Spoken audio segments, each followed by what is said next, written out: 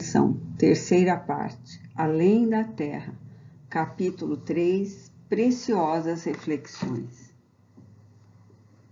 As tribulações podem ser impostas a espíritos endurecidos ou extremamente ignorantes, para levá-los a uma escolha com conhecimento de causa. Os espíritos penitentes, porém, desejosos de reparar o mal que hajam feito e de proceder melhor, esses a escolhem livremente. Tal o caso de que, havendo desempenhado mal sua tarefa, pede-lhe a deixem recomeçar, para não perder o fruto de seu trabalho. As tribulações, portanto, são ao mesmo tempo expiações do passado, que recebe nelas o merecido castigo, e provas com relação ao futuro que elas preparam. Rendamos graças a Deus que, em sua bondade, faculta o homem reparar seus erros e não o condena irrevogavelmente por uma primeira falta. Allan Kardec, Evangelho segundo o Espiritismo, capítulo 5, item 8. Em uma das visitas de Miguel a Anita, encontramos avô e neta em amigável palestra. Anita aguardou o instante em que poderia falar-lhe com calma e discrição. Dizia a neta: reencontrar Leopoldo e reconstruir nosso lar nas mesmas bases do afeto de antes seria a concretização dos sonhos mais caros. Mas como ignorar os compromissos pendentes? Preciso conquistar méritos para tamanha aventura. Este é o motivo pelo qual eu e Leopoldo convivemos, mas não residimos na mesma casa. Ele avançou na senda do progresso, enquanto eu ainda luto com minhas reminiscências, a fim de buscar novas perspectivas. Leopoldo não pensa assim.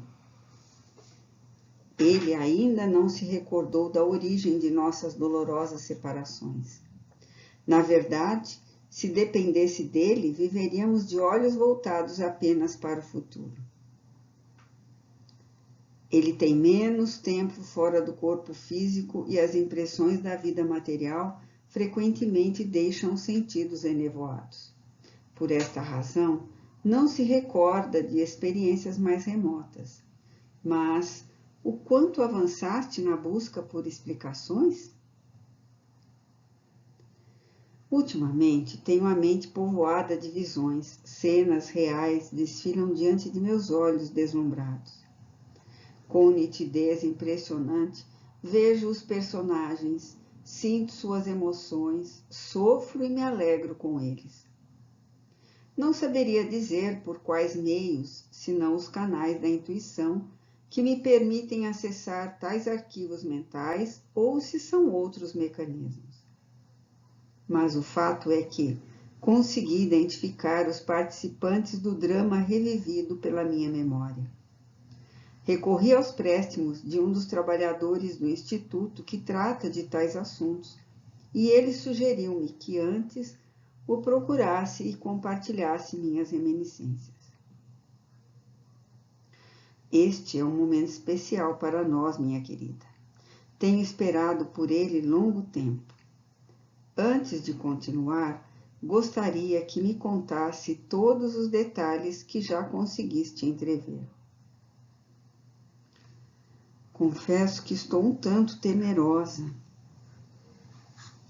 Compreendo, sondar o passado exige muita fortaleza moral, de tal modo que nunca aconselhamos um escrutínio desses depósitos sem motivo que o justifique e sem acompanhamento especializado.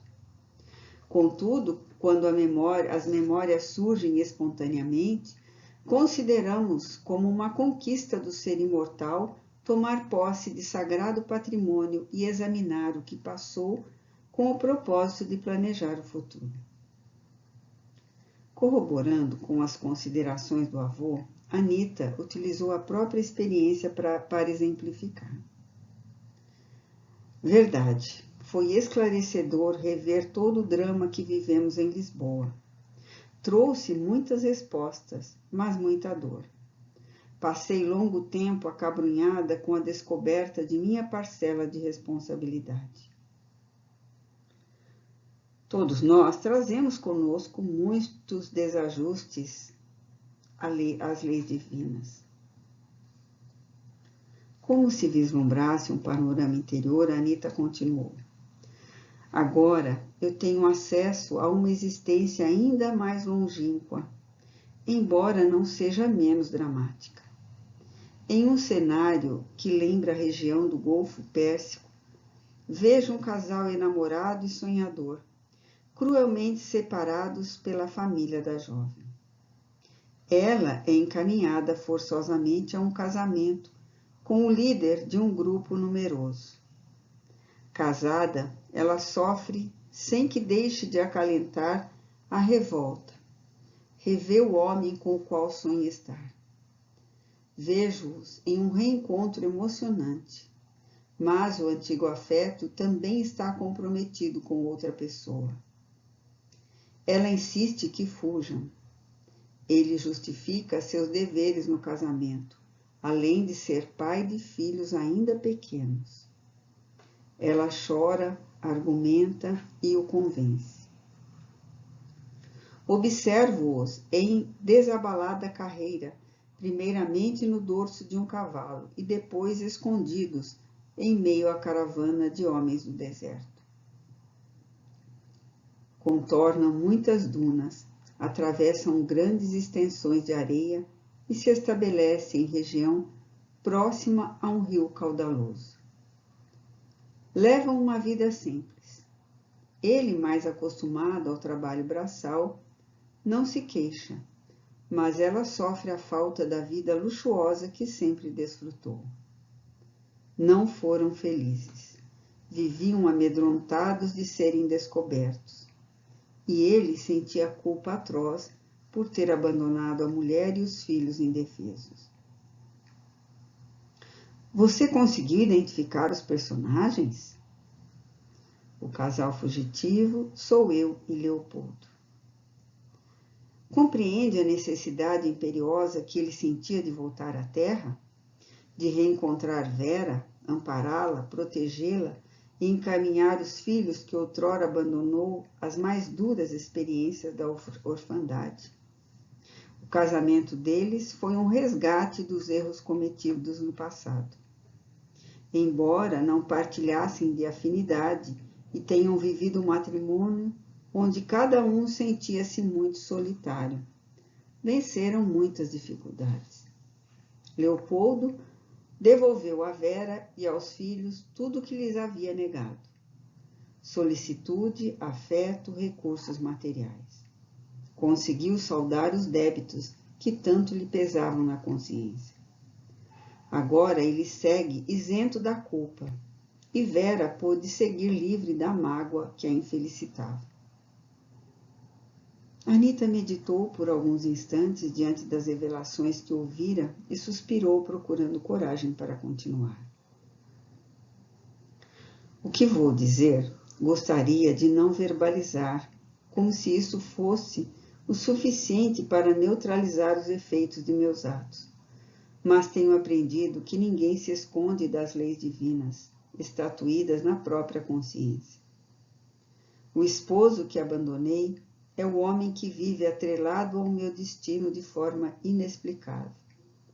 É Afonso Navarro, ou seja, Bento.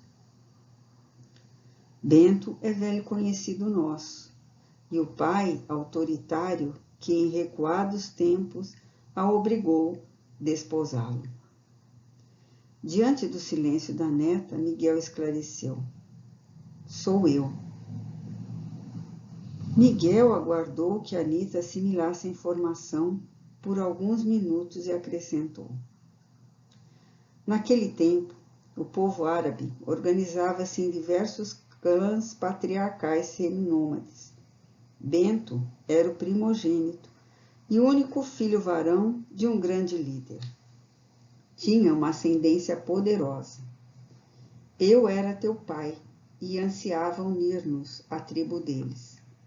Para tanto, feri teu coração ao obrigá-la a renunciar seus sentimentos por um simples tecelão de uma aldeia próxima.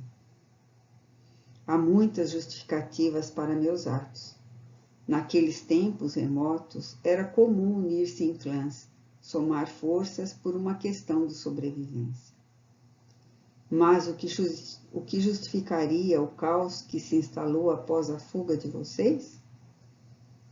Nenhuma febre do deserto, nenhuma tempestade de areia, nenhuma dessas ocorrências causou mais destruição que as guerras fratricidas travadas entre membros de dois grupos. Tempos depois, quando Navarro a encontrou em Lisboa, apesar de não recordar-se dos fatos, agiu de acordo com as reminiscências de um passado tempestuoso. Julgou ter o direito de vingar-se. Compreendo. Ele destruiu meu lar. Tempos depois o escravizamos por 30 anos. Arrependo-me de tudo isso.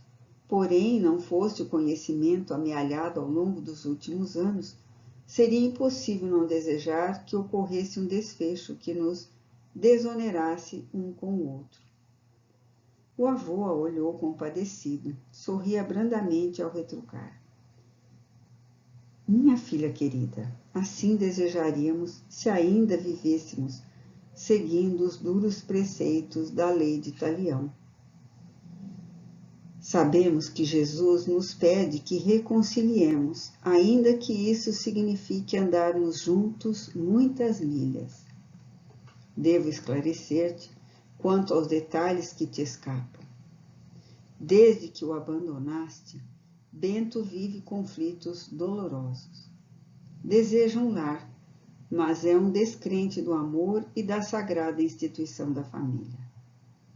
A tua fuga mutilou o coração dele, pois quando partiste para nunca mais voltar, ele tornou-se um cético, desconfiado, arredio. Desde então, este tem sido o padrão de conduta dele, e nós devemos curar a lesão que outrora causamos. Naquele tempo, nossas atitudes ressoaram nos destinos de toda a tribo, pois dele esperava-se um herdeiro que continuasse a linhagem e o poderio. Ele nunca aceitou outras mulheres em matrimônio. Atirou-se em lutas sangrentas até a autodestruição. O clã pereceu.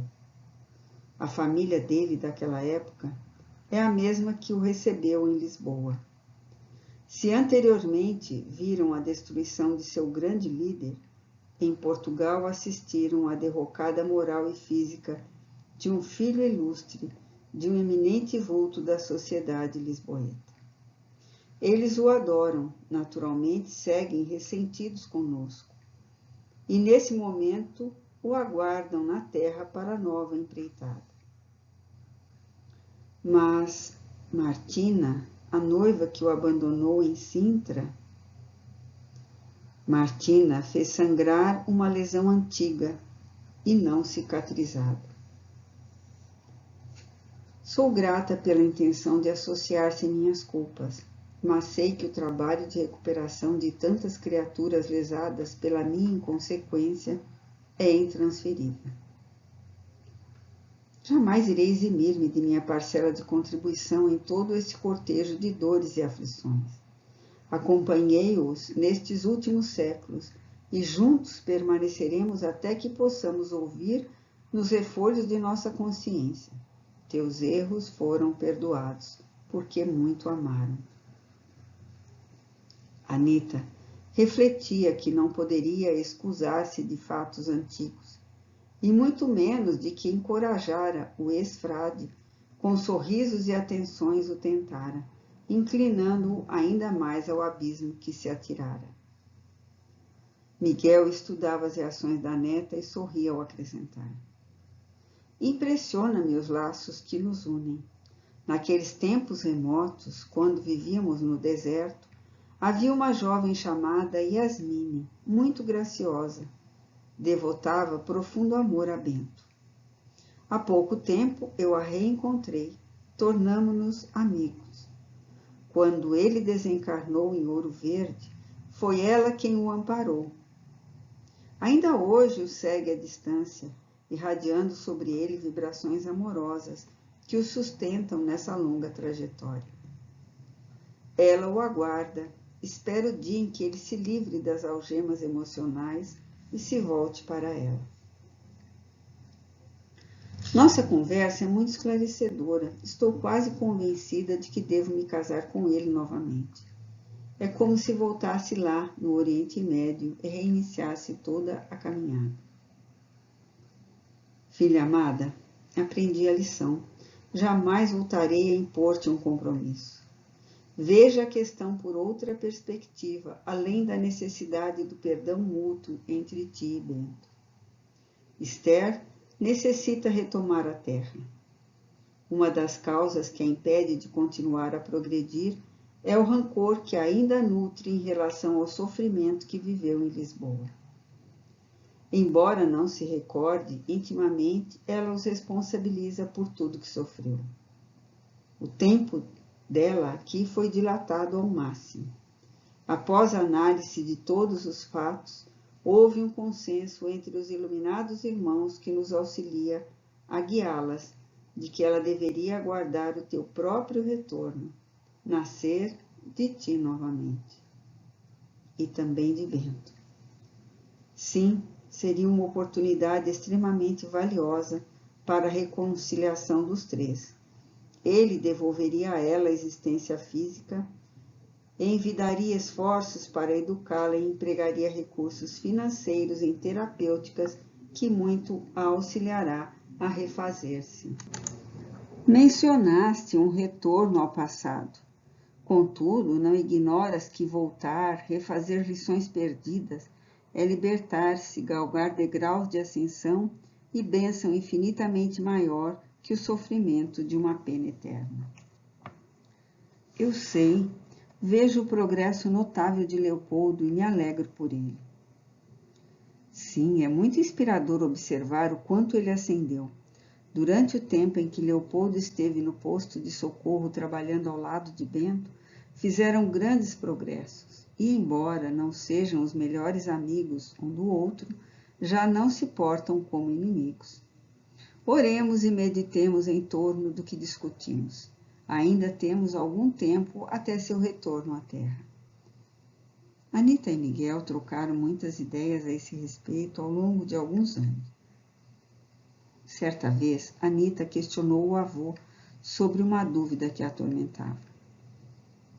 Avôzinho, um novo vínculo matrimonial entre mim e Bento não seria um reforço à fixação mental dele em emoções tão funestas que o adoeceram? Filha, ao doente grave são necessários muitos cuidados em momentos adequados. Traíste a confiança dele como esposa. Sequestraste a esperança e neste momento encontra-se na condição de quem pode devolvê-la. Se uma vinculação nociva persistir, em outra etapa terrena poderá recebê-lo em um novo lar. Desse modo, na sublime afeição entre mãe e filho, auxiliá-lo a desvincular-se e a eleger uma nova companheira para seu mundo afetivo. Diante do olhar atento da neta, o bondoso ancião suspirou e completou. Somos devedores uns dos outros. Ao contemplarmos uma alma redimida, sequer suspeitamos de quantas lágrimas outros verteram a fim de que ela se levantasse vitoriosa rumo à luz. Comovida, Anita o ouviu e refletiu. Quando recordo o quanto necessitei do perdão de Leopoldo e Henrique para o meu soerguimento, reflito a respeito da necessidade de conceder uma oportunidade a Bento. Quando penso no imenso sacrifício e despreendimento de Henrique ao receber Esther como filha em condições tão adversas, sem nada ter a espiar, percebo que, por minha vez, não é lícito recuar. Durante longo tempo, Anita meditou e orou, suplicando a Deus que lhe desse forças para tomar as resoluções tão necessárias à restauração de tantos corações aflitos. Não lhe faltou o apoio dos filhos, de Nina, dos muitos amigos e orientadores espirituais residentes na colônia. Todos a animavam a tomar novo corpo, prometiam-lhe apoio e amparo. Bento já se encontrava na Terra quando Anita finalmente iniciou os preparativos para o próprio retorno.